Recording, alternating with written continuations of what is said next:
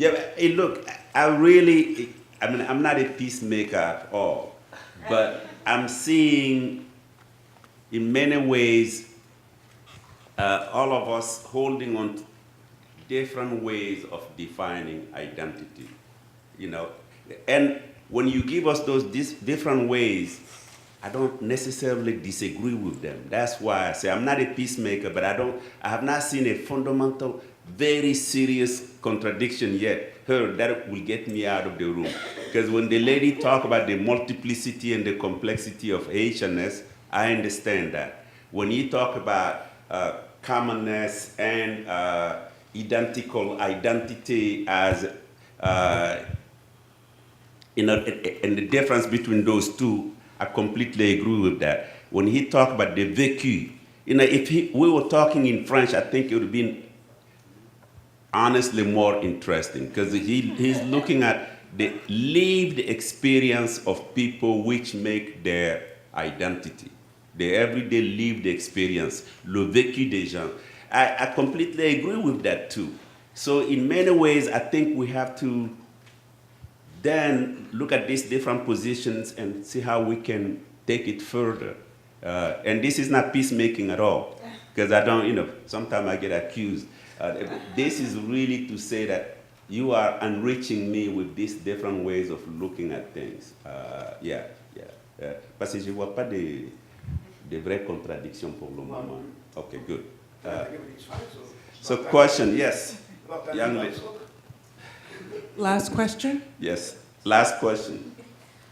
Hello. I actually kind of disagree with your last point when you mentioned about the peasants of Haiti not having this issue of identifying with a collective we. Is the issue or a problem that the oligarchy or the upper class bourgeoisie face. Parce que papa c'est mon natibonite, maman c'est mon change. And maman, like Catholic to a T.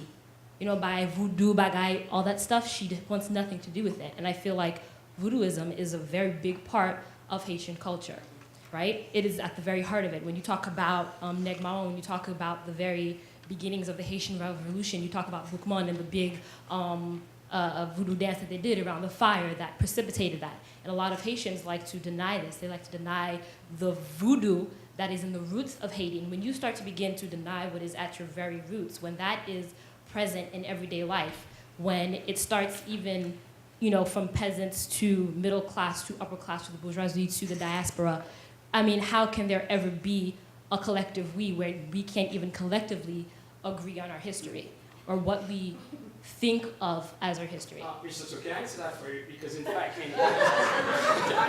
sorry. He's talking about population. Statistics allow, make space for anomalies. So what happened is that, he's talking about population. So statistics is the role. So of course your mom is an anomaly. He's saying, what, on average. My mom is not an anomaly. No, I'm not using it in moral sense, in a statistical sense. Okay, let me use a different term. An outlier. There's no term that you can use that's appropriate because I have seen it time and again consistently across the board from different parts of Haiti, whether it's Latibonite, whether it's Hench, whether you're talking about Bonaïve, whether you're talking about Port-au-Prince. You have empirical evidence that all this will deviate from what he said? You have empirical evidence that shows. No, I'm deferring to him. He said he has collected, data. He has gone to different places. I've been to the countryside. No, I'm just saying. He said he has gone to the. No, that's empirical enough. He's gone to the countryside. He has collected let's data. put some order. Do you want the mic back so you can talk, or if you want the mic back, I give you the mic. Because I understand yours to be a perspective based off of observations, just like my question is based off of observations, off of my family, off of friends that I have, off of the 6 years that I lived in Haiti, and there's this sort of like collective pushback. And you even mentioned when the current president of France came to visit how he mispronounced Jean-Jacques Dessalines' name. There are people who, in Haiti, are dismissing Jean-Jacques, when the whole idea of coupé tête boulé caille, scholars, Haitian scholars dismissing him as a savage, saying that there could have been a different way. Yeah, you're talking about Haitian scholars. We go back to the elites and oligarchies. But not all Haitian scholars are elite or oligarchy. There's some of those that start on the root. My father is not a member of the elite class. His mother didn't even know how to read. His father never went to school. Okay, so then you're gonna have to give the mic back. Because I know she's gonna fight back. So and censor her. I didn't quite get the question. No, that she was commenting. She was making a comment which he wanted to elaborate. And then the part in her question that still need an answer. Well, I will say that your Presence- your mother is a minority, but I will say that actually, not coming from the Catholics. The Catholics did that in an earlier time, but coming from all the people coming from what you call them here, evangelic. Yeah, there is a war. It is a war against voodoo, and it is a war against Asian popular culture. And I cannot say things are fine, but there are forms of resistance, and now people are starting to denounce that fact. And I don't think it's a war that's going. They are going to win. Voodoo being part of Haitian identity. She didn't put it exactly like that, but that exists. So you have to. Yeah, it is. And that's part of the reason why there can never be a collective Haitian identity. When we deny that after Yeah, but let's be. I'm not. How do you say that? Vaudouisant. Je suis athée. Je crois ni en Dieu ni en Jésus. Je ne sais pas pourquoi d'autres comme ça. When we say that voodoo is part of Asian culture, it does not mean that every single Asian has to be, believer in the cult. Quickly, Ah, and then I'll make a when bouquet m'bral filmer. Okay, he hasn't said anything. Maybe we'll go to him and then he can, yeah. Yeah, I'm African American, but I happen to be married into a Haitian family. And I can tell you that in 30 years of relationship, that I've never met a Haitian who either didn't believe voodoo or feared it. So even people who don't believe it fear it, which is, so I don't know what the meaning of that is, but I have not met a Haitian who either didn't believe or feared it. All right. So quickly. And quickly,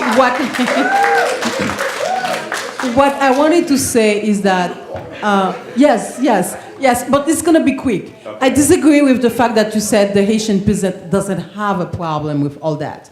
The reason why I disagree is that I think you let yourself engulfed, like you were saying. You're giving into the Western discourse by saying so. I mean that the Haitian peasant has no way for the moment of expressing maybe what's going on with him or with them in the way of their relationship to their way of living, to their culture, to their thing. And since they can't write books, they can come here and sit and discuss. We discuss for them. You say that they don't have any problem with that, but I don't know if we can say that. I know that Haitian peasants reject profoundly the fact that they speak Creole, the fact that they're poor, the fact that they're ugly, and that they don't have the way to say it, and don't have the discourse for it, and they don't write books to say it. That's it. So, you know, this has been an incredible, we have to bring, please, okay, all right. So we have to probably to continue this debate, bring Lyonel back to NYU at some point. Okay. You know, so toward the end, something came up that we did not address sufficiently from the young lady, but also continued here. I think our identities, we look for our identities when we feel threatened. That's a novel area of identity. I was recently in Senegal in August. I went to Baba Mal, the musician that many of you will know. I went to his village. And 12 villages came to meet him. It was a festival for fishermen. And they only spoke Peul, you know, the Fulani language, which I do not speak. And Baba Mal gave concerts, but they treated Baba Mal in a way that it's like the dream of every African president, that they can get. People just loved him. They come, they kneel down, shake hands with him, ask him for benediction, for all these kind of things. But it was all in Pearl. And I felt excluded. But at the same time, I saw that these people were so happy in their eyes to have Baba Mal that I just said, forget about your exclusion. It's not about you today, it's about these people. So that kind of identity becomes, I think the Pearls felt at that moment in the place of the Pearls, we could go to the village that you were talking about, you could talk about your mom. In that place, you feel like somebody has come and given you your identity. So the politics of recognition, basically. That's what I was seeing with Baba Mal in this village. That he was recognizing these people in a Wolof majority, in a Francophone majority, that they exist, that they have a culture. Whether that is fiction or whatever it is, because in my, what we study here, that he was criticizing, academics, we just talk about something. He just mentioned Wittgenstein, things like that. So we do that. This is what we're trying to do, and that's how that's the way we work. But when I was confronted with this, I really began to look at identity, because in my field, literature field, we didn't talk much about. We think identity is essentialism, basically, so we didn't talk much about that. But when I saw the people, the Fulanis gather around Baba Mal, I began to question the things that I have studied about identity. But it's a momentary thing, because I think if they feel like being Pearl is better than anything else, then it could become dangerous. But if being Pearl is just to be recognized in your culture, I think that's very important. I really think so. And bringing this about Haiti is just elating. It's just, I know you want to smoke, but you gave a very, very important. Huh? I just say one last thing, and Great. I found very reactionary what Jasmine said, and that is not my knowledge, my connaissance sensible, as my good friend Pierre Buteau would put it, of the Haitian peasantry. And there's one thing, they don't need, and they don't want to be recognized by somebody else. They are not ugly in their eyes. They could be ugly if they wanted to be seen as beautiful by somebody else. But they don't give a damn about that, because they're in their world, and they are not like us. In the looking for the recognition from somebody else. And we did, let's say, because I have to go to smoke, we did not meet the same peasants. Maybe they were not educated by the priests and the nuns of the elite schools in Haiti. Okay, but we want to thank Jaira, the lady who's going around, for putting this thing together. Thank you very much.